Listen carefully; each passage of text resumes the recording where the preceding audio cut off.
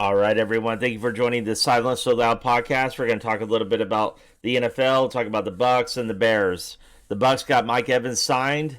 He's at 2 years, $52 million. I'm really glad that they got that deal done. I think that Mike Evans, without a doubt, is proving that he's the best offensive player that the Buccaneers have ever had. You could argue that he could be the greatest Buck that they ever had, but just glad that he's staying in town, that he's not leaving. He has just been just such a great pick that we've had and just such a reliable wide receiver. He opens it up for the other guys on the team. He says he wants to retire a Buck, and hopefully that's going to be the case. He doesn't plan on leaving. He signed 2 years, $52 million, and now we got to know who's going to be throwing to him. The Buccaneers have put an offer out there for Baker Mayfield. I think that he will take that offer. Some rumors saying that he's not looking for like a home team discount, that he wants to capitalize on the money. I don't really know if I believe that so much. If you remember when Mike Evans had not signed with the Bucks, they were saying that they were far away from what the agent was looking for. It turns out that's not true because he signed with them. So I think that there's a lot of like clickbait and a lot of rumors flying around out there. I think that our GM will get it done. I think that Baker Mayfield is here to stay. They got a really good, fair offer out there for him for 4 years. So I'm waiting for that to break any moment. I believe that it will be done this week. So I think that Baker is going to be in town and Mike Evans is going to be in town. So that's great news for the Buccaneers. Now I want to talk about the NFL draft and talk about the Chicago Bears. Not only am I a Buck fan, I'm also a Bear fan. It stems from whenever I was a kid. One of my neighbors growing up, Larry Virus, if you're out there, shout out to you. But Larry, his stepdad was from Chicago. Well, back then, growing up in Tampa, we had no baseball team. There was no Rays back then.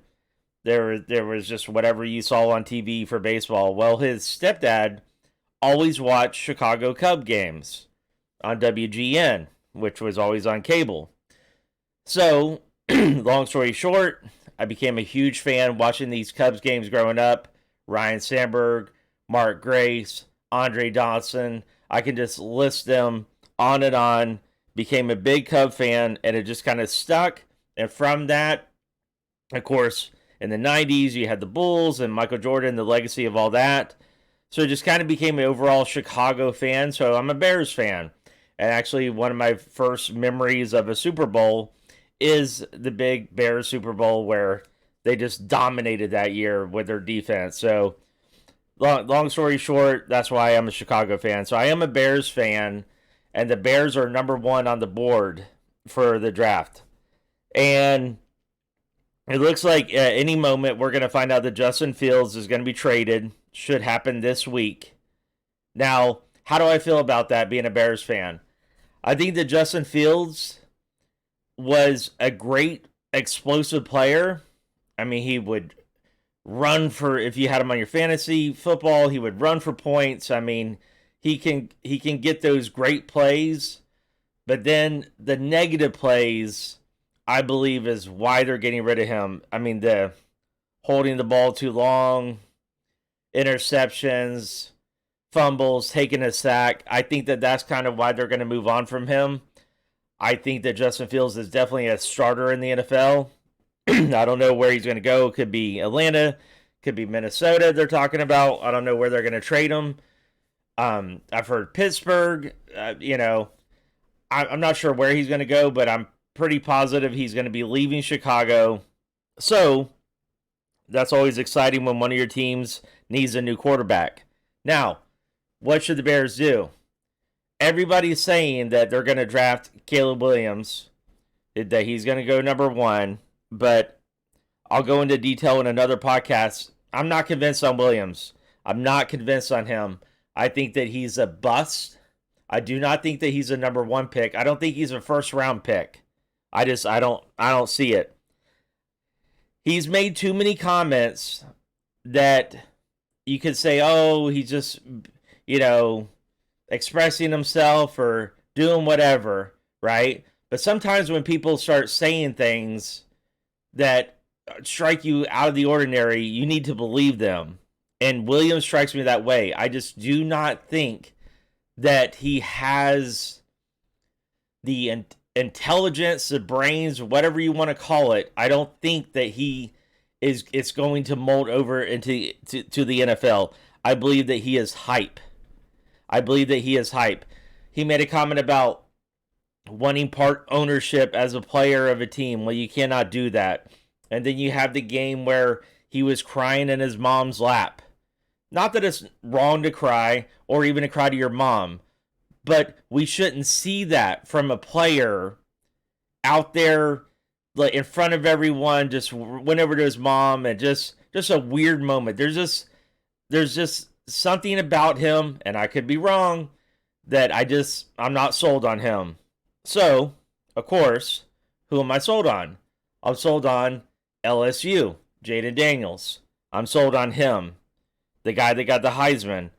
I believe that when it comes down to it, when you compare Daniels and Williams, Daniels is just going to make better decisions as a player. I believe that he's got great ball placement.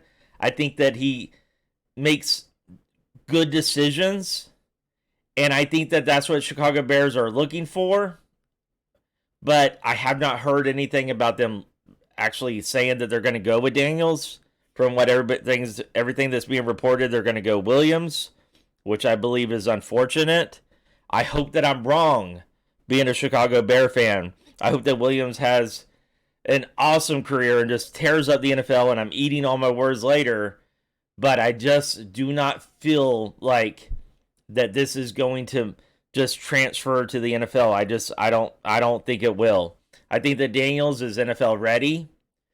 If not NFL ready day one, he's going to be one of those quarterbacks that catches on pretty quick. I think he's a very intelligent guy. I went to the Rely Quest Bowl where LSU played. He set out that game. I complained about it, but that has nothing to do with Daniels. That's actually a smart decision on his part to sit out that bowl game, in case of the injury. But I just really hope that the Bears go Daniels, and I just think that they could be on the verge of making a big mistake.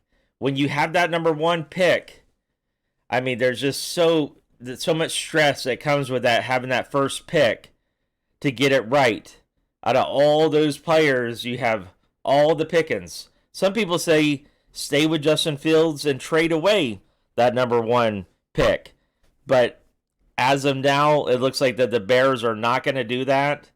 The Bears are going to actually trade Justin Fields, which I'm glad I don't have his jersey. I was thinking about getting it, but glad I didn't invest in that. But it looks like they're going to get rid of him, stick with that number one pick. I'll dive into it a little bit later whenever I have Antonio on. He's got great insight when it comes to all this, but I just feel like, I don't know. It's just my intuition, I guess. I feel like that Daniels is a better pick than Williams. Some people have said that Daniels is not, big enough. I mean, okay, height, not an issue at all. He's not a short quarterback. He's a tall quarterback, right? They're saying that his weight, I think he weighs around 210. That is not an NFL problem. That he could easily pack on 10, 15 pounds, even if he needs to. I don't really think that he needs to, but, you never know. I don't think that if he packed on 10 pounds that it would really change his game. It wouldn't probably hurt him to beef up a little bit, but that's what I think. And like I said, feel free to share in the comments if you think I'm wrong, if you think that this guy Williams is what they say he is or what he says he is. But that's my take. Go Bears. Go number one. Go with LSU Daniels. All right, everyone, we're going to conclude this show talking some wrestling. Wrestling, the ratings are up. Everyone's talking wrestling. Wrestlemania season. The Rock is back. But before we get into that, I want to talk about Sting. Sting had what was believed to be his final match. He teamed up with Darby Allin and had a great match against the Young Bucks. And Sting is just one of those guys. He's had an outstanding career. You never know with these guys when they say it's their final match or retirement match. You just never know. I know Ric Flair's had several, and other guys have had several final matches, but I kind of believe that this will be it with Sting. He seems like one of those guys that seems like a straightforward stand-up guy that doesn't want to go back and forth, and I think that he's ready to be done.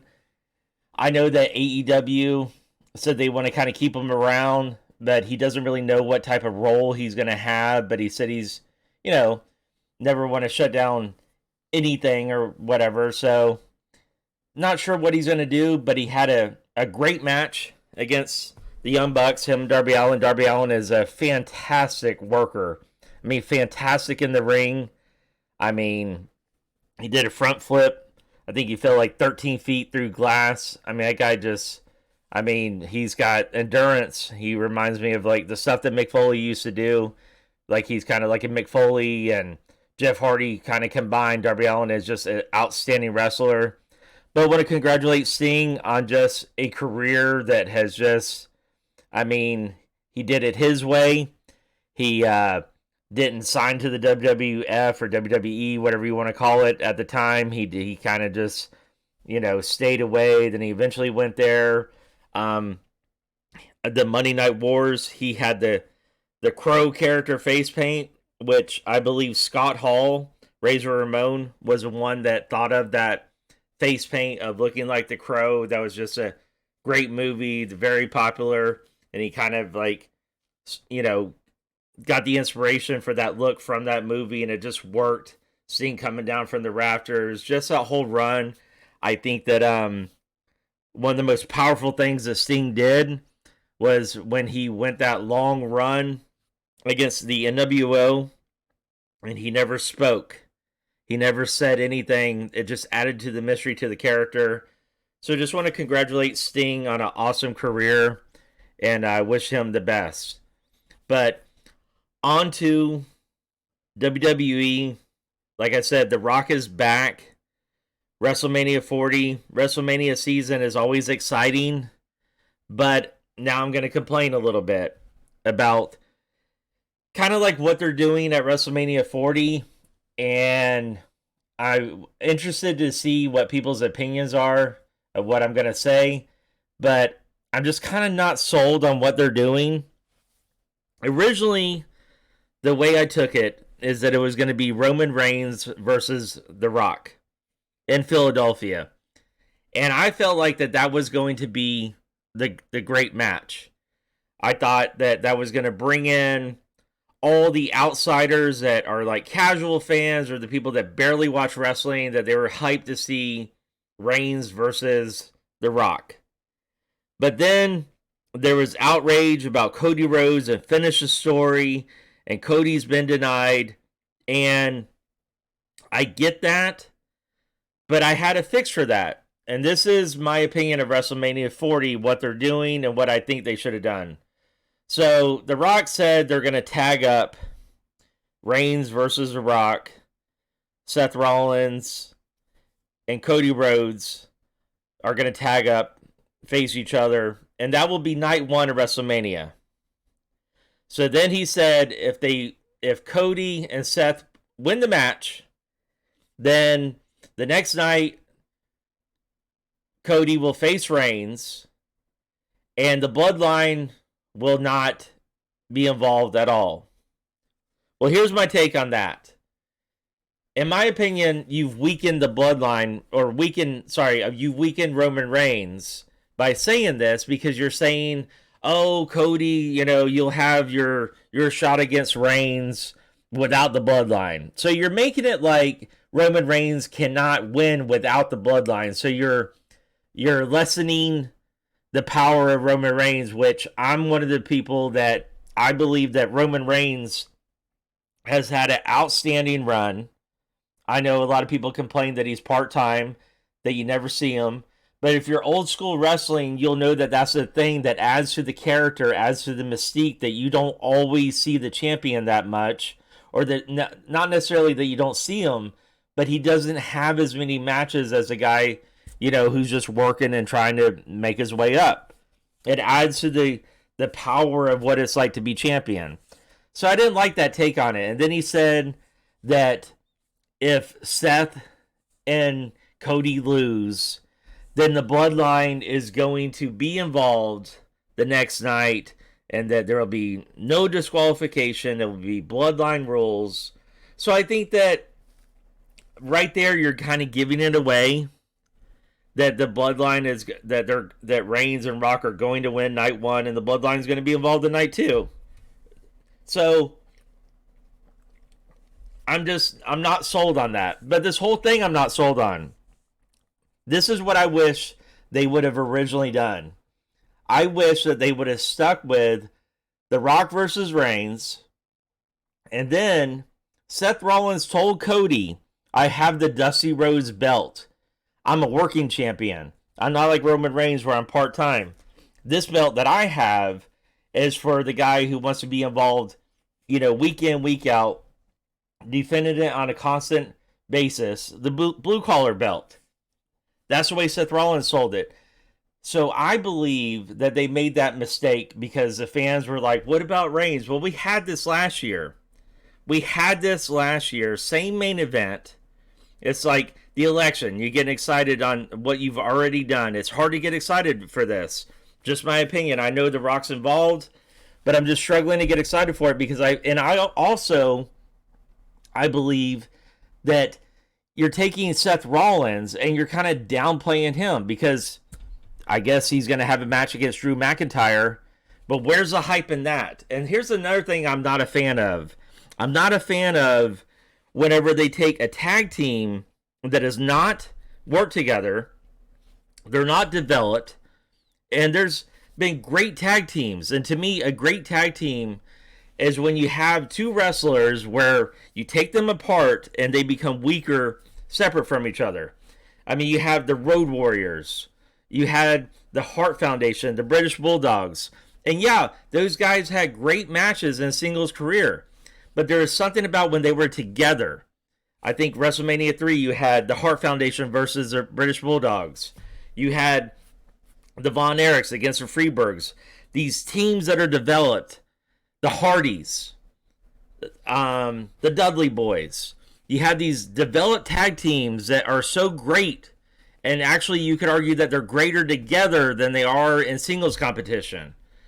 But then you have The Rock and Reigns that are going to tag team together, which I don't know. I'm not excited about that. I just wish that they would have left well enough alone and had The Rock versus Reigns and Cody versus Seth Rollins. But that's what they're doing. They're going to have, like I said, a tag match, and winner of that, they're going to have the bloodline or no bloodline the following night on WrestleMania. And I understand that the ratings are up, and The Rock is scheduled to be at every SmackDown, I believe, until WrestleMania. So he's a draw. He, of course, you put him on the mic, and hardly anyone has held their own. I think Jericho did it, but hardly anyone could hold their own on against The Rock on the mic. I mean, he's just outstanding on the mic. I think he did like a 20-minute promo on SmackDown last week.